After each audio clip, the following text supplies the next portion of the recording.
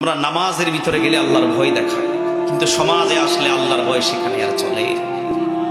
যখন সুদের লেনদেন করি সেখানে আর আল্লাহর ভয় থাকে, যখন ভাই হয়ে ভাইয়ের উপর জুলুম করি সেখানে আর আল্লাহর ভয় থাকে, যখন নিজের শরীরের শক্তি দিয়ে আরেকজন ভাইকে আঘাত করি সেখানে আল্লাহর ভয় থাকে। মনে রাখবেন, সতর্ক থাকবেন, সাবধান হয়ে যাবেন। মাজলুম সব সময় মাজলুম থাকে না। ভদ্র, বিনয়তা, এগুলা হলো ইবাদুর রহমান, রহমানের বান্দাদের বৈশিষ্ট্য। সুবহানাল্লাহ বলেন। কিন্তু ভদ্র যখন কামব্যাক করে,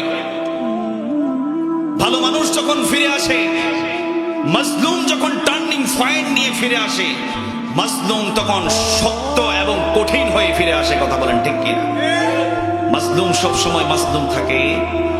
কথা বলেন থাকে? থাকে না। তাহলে যখন শক্তি থাকবো তখন জুলুম করব না, কারণ আমিও এক সময় মাজলুম হতে পারি। আবার মাজলুম অবস্থা থেকে যখন আল্লাহ আমাকে ক্ষমতা দিবে, পাওয়ার দিবে, শক্তি দিবে, সচ্ছলতা দান করবে, আমিও তার উপর জুলুম করতে পারবো না। তবে যারা অন্যায়ভাবে কোরআনের দলিলের বাইরে গিয়ে একজন আরেকজনের উপর জুলুম করে, তাদের শাস্তি হওয়ার দরকার আছে না নাই? আসতে বলেন, আছে না নাই? আছে। সম্মানিত উপস্থিতি, এই যে আমরা এখানে দাওয়াতের ময়দানে বসেছি, আল্লাহ পাক রব্বুল আলামিন সকল নবী রাসূলকে এই দুনিয়ার জমিনে পাঠিয়েছেন দাঈ ইলাল্লাহ হিসাবে। সকল নবী রাসূল এক আল্লাহর পথে দাওয়াতি কাজ করেছেন। যুগে যুগে যত নবী রাসূল, যেই নবী যেই যুগে এসেছিলেন, যে কওমের কাছে এসেছিলেন, সেই কওমকে ডেকেছেন একজনের পথে। মুসলমান চিল্লায়া বলেন, তিনি কে? কার পথে ডেকেছেন? একজনের পথে ডেকেছেন। তিনি কে? একটু জিকির করি লা ইলাহা,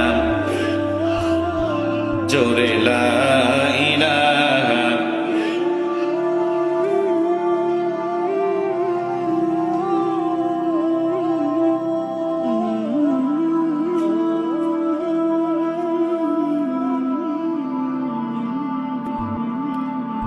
লা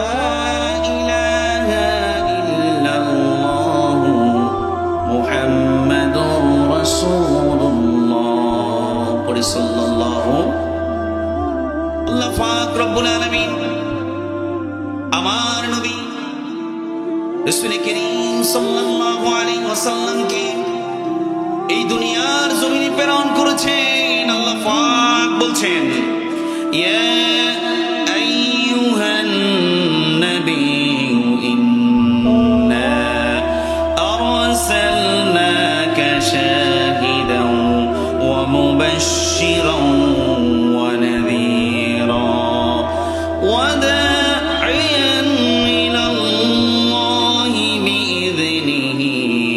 وسراجا منيرا। আল্লাহু আকবার।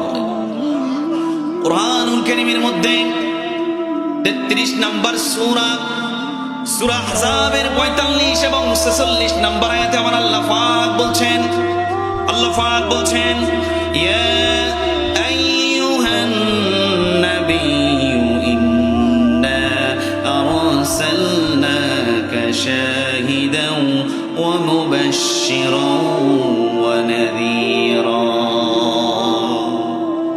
ও নবী মুহাম্মদ, সবাই বলেন সাল্লাল্লাহু আলাইহি ওয়াসাল্লাম, নিশ্চয় আমি আপনাকে এই দুনিয়ার জমিনে প্রেরণ করেছি শাহিদান ওয়া মুবাশশিরান ওয়া নাযীরা।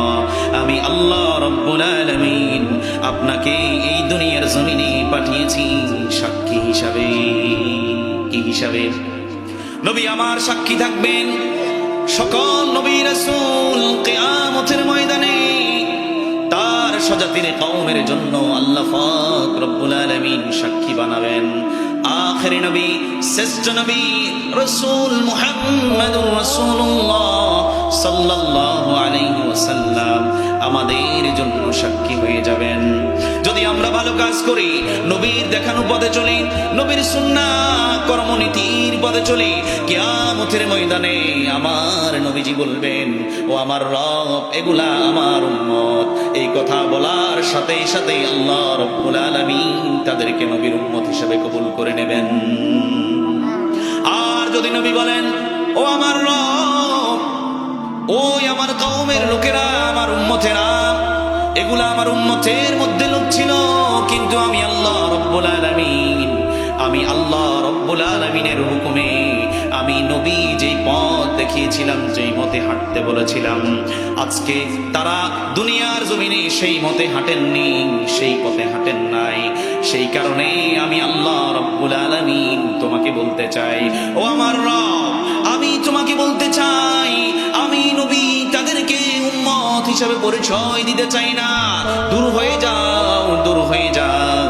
আমার আল্লাহ রাব্বুল আলামিন তখন তাদেরকে জাহান্নামীদের কাতারে অন্তর্ভুক্ত করে দেবেন।